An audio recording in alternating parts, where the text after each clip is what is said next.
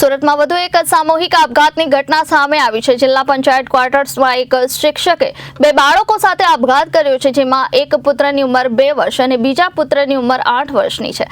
હાલ આપઘાત પાછળનું કારણ જાણવા મળ્યું નથી। આ સમગ્ર મામલે ઉમરા પોલીસ તપાસ કરી રહી છે। સુરત જિલ્લાના પંચાયત ક્વાર્ટર્સમાં એક પિતાએ પોતાના 2 નાના પુત્રો સાથે આપઘાત કર્યો હોવાનો મામલો સામે આવ્યો છે। મળતી માહિતી પ્રમાણે પિતાએ પહેલા પોતાના 2 અને 8 વર્ષના પુત્રોને દવા પીવડાવી, ત્યારબાદ ગળે ફાંસો ખાઈ જીવન ટૂંકાવ્યું હતું।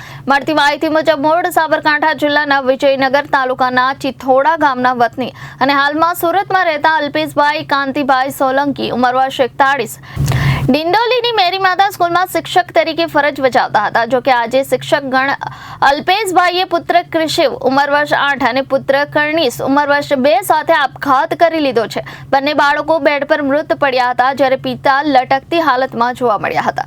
આ ઘટના પાછળના કારણો હજી પણ જાણવા મળ્યા નથી, પરંતુ એવું જાણવા મળ્યું છે કે ઉમરા પોલીસે ઘટના સ્થળે પહોંચી વધુ તપાસ શરૂ કરી દીધી છે। Reporter Arvind Rathod, Janadesh news, Surat.